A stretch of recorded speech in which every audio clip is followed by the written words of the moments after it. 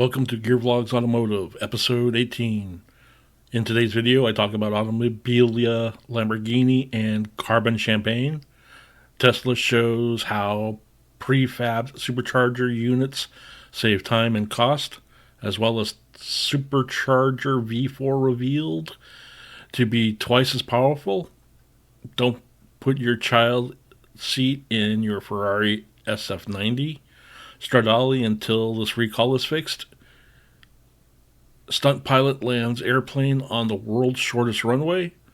A helipad, and Volkswagen introduces the ID2 all affordable EV concept with nearly 300-mile range. If this is your first time here, thanks for clicking that play button. I'm Mario Gear, and I've been involved in the automotive industry for well over 15 years. I'm sharing my enthusiasm for all things automotive topics with you. Let's begin.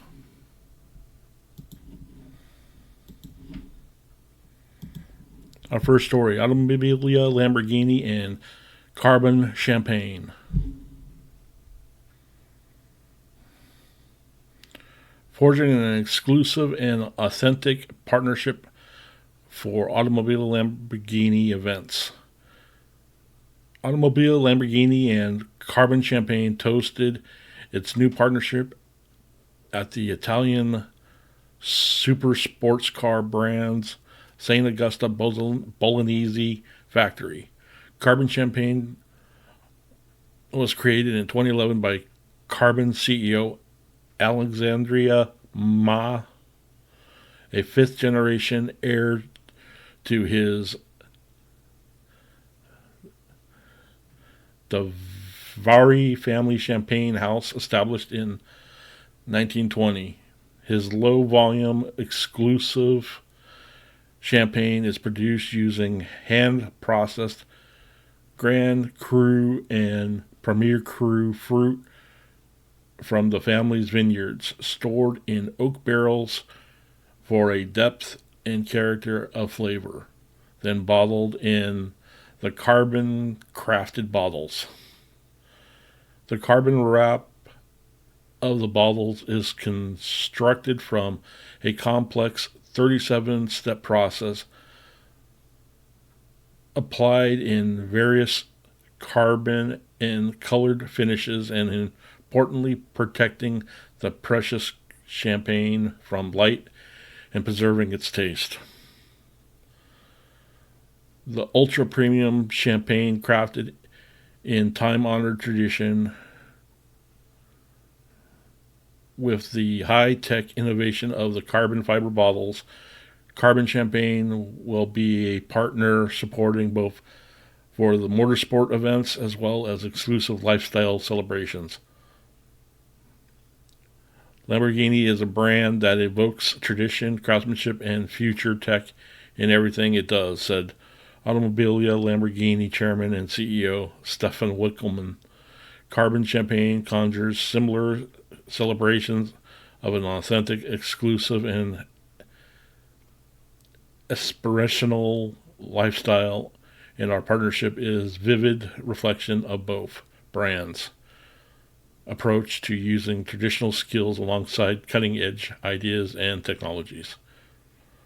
CEO of Champagne Carbon said, "We strive for excellence in all that we do, in production of our champagne through the unique carbon presentation and the experience that results from a taste beyond mastering of our field of competence."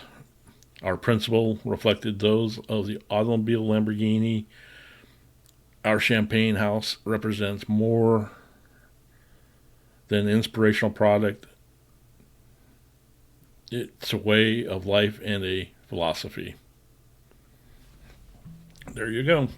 Carbon champagne. And, yeah. Let's see here. Interesting bottle. The two founders. Yep. Interesting. Yeah. Anybody want to guess the price tag for one of those bottles? Leave your guess down below. Tesla shows how prefabricated supercharger units save time and cost. The fully assembled supercharger sites come with stalls mounted on a concrete slab and grid connectivity ready electrical components.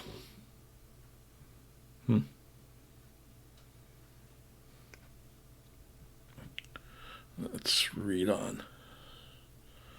Tesla shared new details about the prefabbed supercharger units, or PSUs, it makes at all its plant in Buffalo, New York. In a series of tweets accompanied by a short video and photos, the EV maker explained that PSUs are fully assembled supercharger sites that come with stalls mounted on a concrete slab and electrical components prepared for grid connectivity.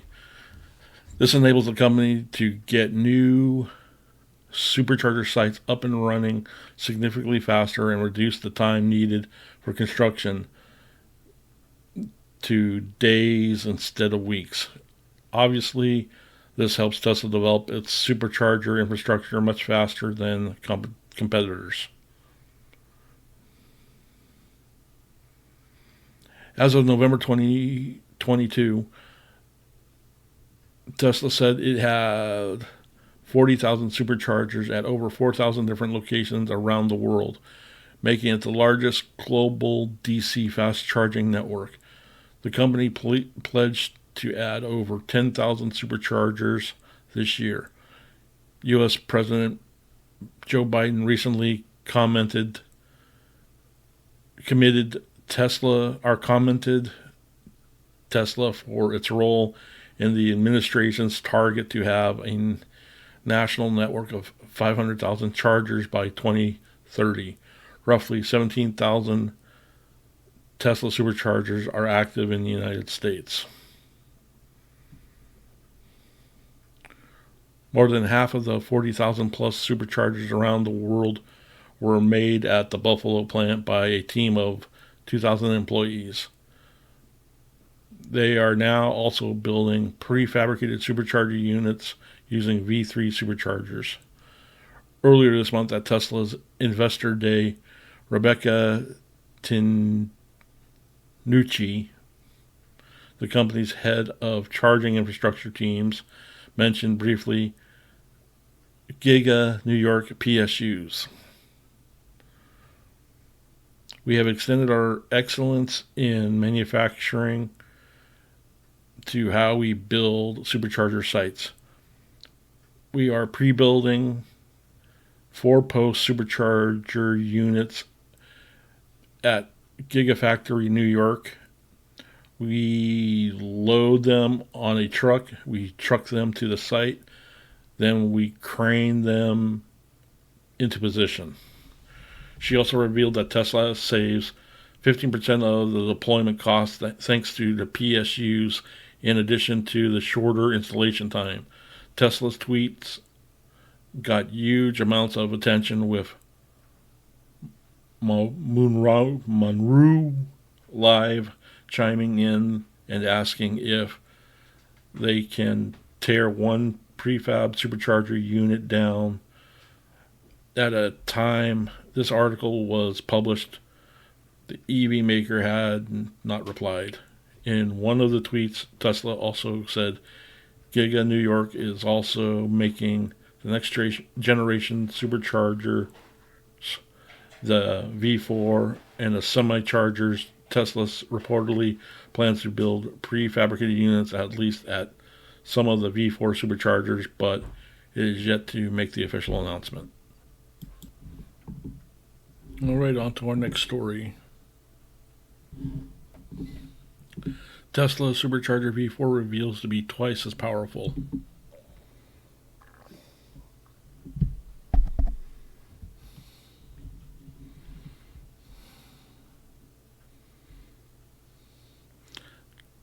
Tesla Supercharger V4 has been revealed to have the potential to be twice as powerful as the previous generation. We are finally starting to get a little more information about the specs of the Supercharger V4, the latest generation of Tesla's popular DC fast charging station. Last year, we reported on Tesla's Supercharger V4 design being revealed in the plans for a new station. Tesla is believed to be ramping up production of the new charger in order to start deployment soon. The new charger is expected to feature the potential for a higher charge rate, which is currently capped at 250 kilowatts for the Supercharger V3, and a solution to allow CCS charging for non-Tesla electric vehicles. The CCS solution was later revealed to be the Magic Dock. Thus far, we have only seen it deployed on Supercharger V3 stations, and the V4 had yet to show its face until earlier this month. We reported that Tesla started to deploy its first known Supercharger V4 stations in the Netherlands. However, the station was still covered at the time. Yesterday, we reported a first look at the station, and today, Tesla officially launched it. But again, Tesla did not reveal any new information about the next generation Supercharger other than obviously a long cable. However, thanks to local Tesla owners visiting the new charger station, we are learning a little more about its power.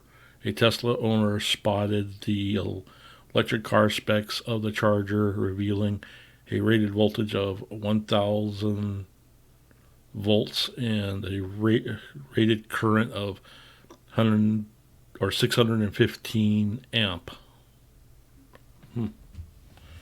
Interesting.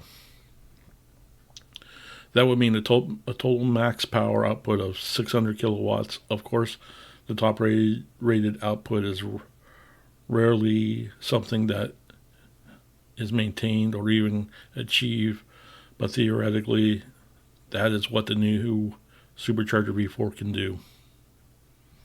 The other limitations is at the car level. Most Tesla vehicles today won't be able to accept half the amount of that power, and that's when they are almost entirely depleted. It could indicate whether Tesla plans to go with an electric vehicle in the near future. Also, we don't know if Tesla splits that power through. That strategy is something that the automaker previously moved away from with the Supercharger V3. So, yep, gotta love it. More power.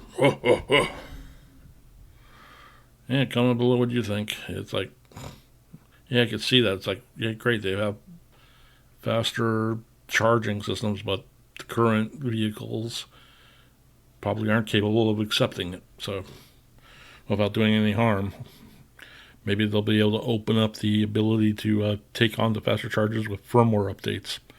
I don't know. What do you guys think? Comment down below. On to the next story. Don't put your child seat in your Ferrari SF90 Stradale until this recall is fixed. The NHTSA is recalling 13 SF90 Stradales equipped with medium-sized seats. If you're an owner of one of the 13 specific Ferrari SF90 Stradales with the size M seat in the U.S., make sure you don't install a child seat. The National Highway Safety Administration is recalling the SF90 Stradale because the airbag may impact your kid's seat. Document shows that Ferrari became aware of the issue in July of 2022 during homologation pre-testing for a new version of the SF90. The recall effort affects 2021 through 2023 SF90 coupes and 2022 Spiders, but again, only if you got the medium-sized seats. According to the NHTSA, because of this issue, these SF90s fail to comply with federal motor vehicle safety standards until the seats are fixed. Ferrari is telling owners not to put a child seat in their 986 horsepower hybrid supercar. It's a real bummer for sure. Don't cry for those folks too much, though. The remedy is a quick and simple one. All owners have to do is take their SF90 Stradale to the dealer, and they will replace the medium-sized passenger seat with an extra-large passenger seat free of charge. It's probably safe to assume that the bigger seat will give the child seat enough room to avoid direct impact with the passenger airbag.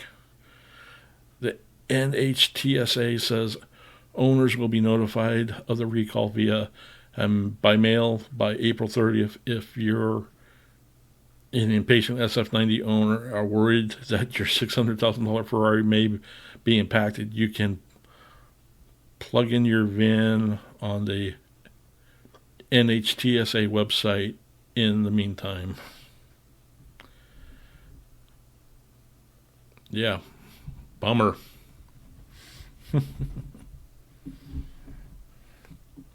And move on to the next story. Okay, let's go. Stunt Pilot Lands Airplane on the world's shortest runway, a helipad. Red Bull pilot landed a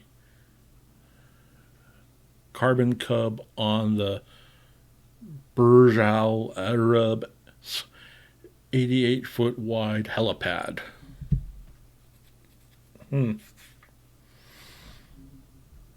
Interesting.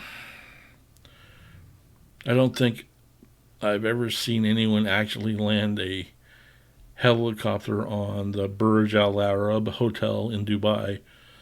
The closest I've gotten was an Aston Martin airlifted a Vanquish on top of the Burj Al Arab to celebrate the automaker's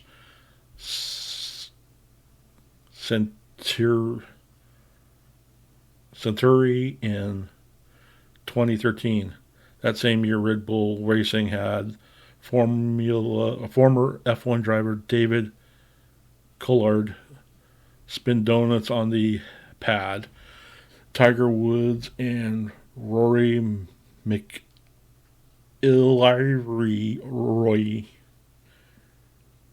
have played golf on the helipad. Roger Federer and Andre Agassi played on the top of the 56-story hotel. Now I've seen someone land a plane on the helipad.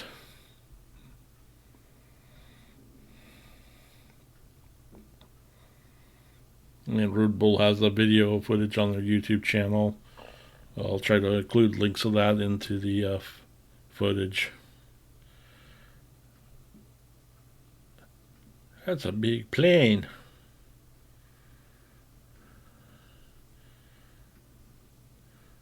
Yep.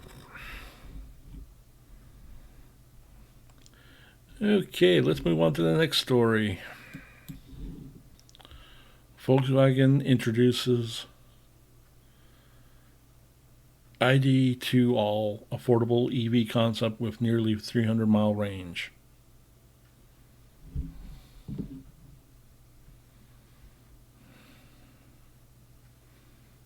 VW introduced its much anticipated affordable EV Wednesday, deemed the ID2 All concept with up to 450 kilometer range or 279 miles.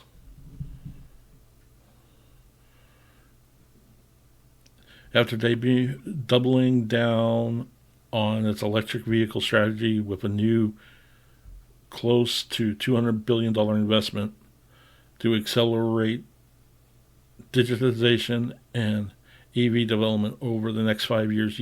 Volkswagen is plowing ahead with a new EV concept.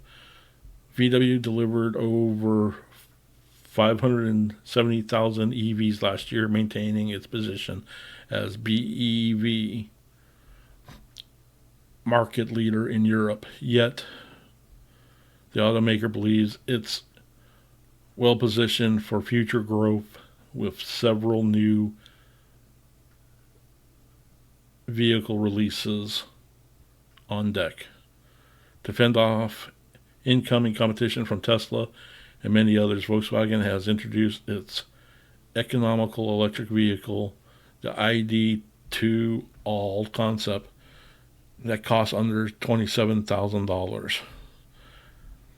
The ID2 All is a spacious as its Golf model and is inexpensive as the Polo, sitting below the recently upgraded ID3 and up to 279-mile range and several new features. CEO Volkswagen Passenger Cars Thomas Schaefer explains.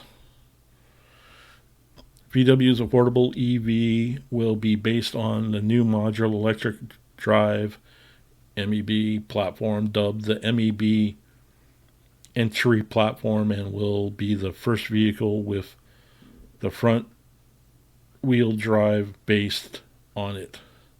Initial plans call for VW's ID Life concept to be the first affordable EV based on the new platform designed for the smaller car segment, but those plans have seemingly been tossed to the side.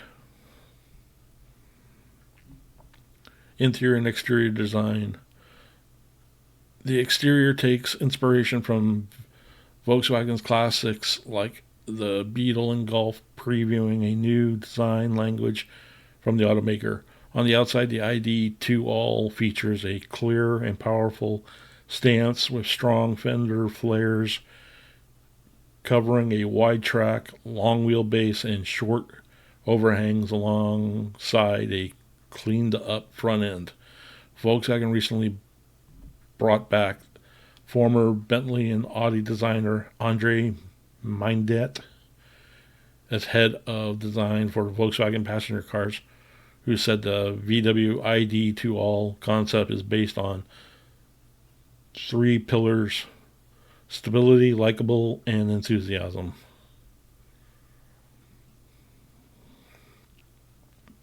One of the most prominent elements of the new interior design is the C-pillar design developed for the first Golf model. As such, the interior features a spacious, high-quality appearance. The 12.9 touch display has a new menu structure with a separate air-conditioned control panel below it. In addition, the new multifunction steering wheel is minimalist with 2 thumb wheels and buttons on either side.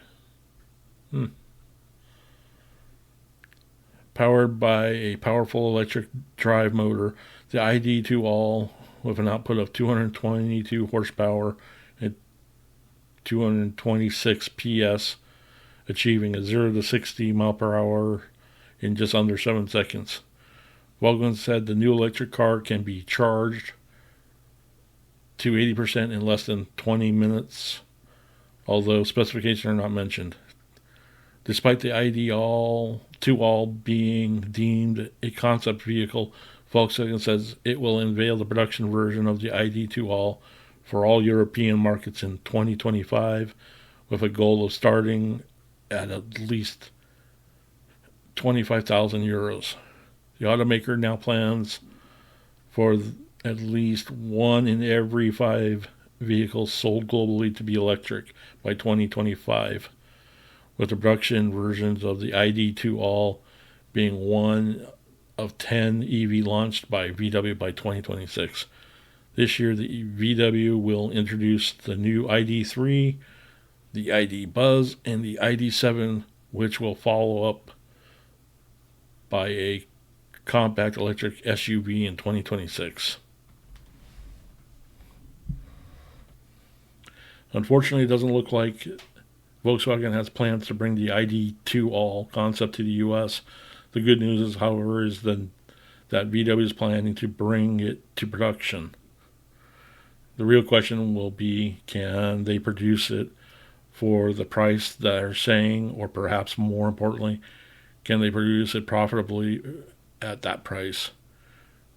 And under $27,000, a good-looking electric vehicle and nearly 300-mile range from VW brand would be, in my opinion, sell well.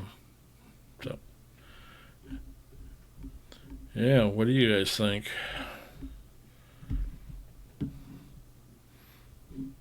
Comment down below. And that pretty much ends it for this one.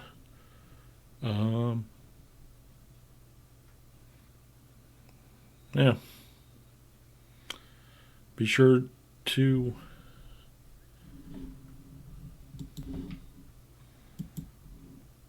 so that pretty much ends it for this one. So comment down below what you guys think of this episode. Like, comment, share. Let me know how I'm doing. So till next time.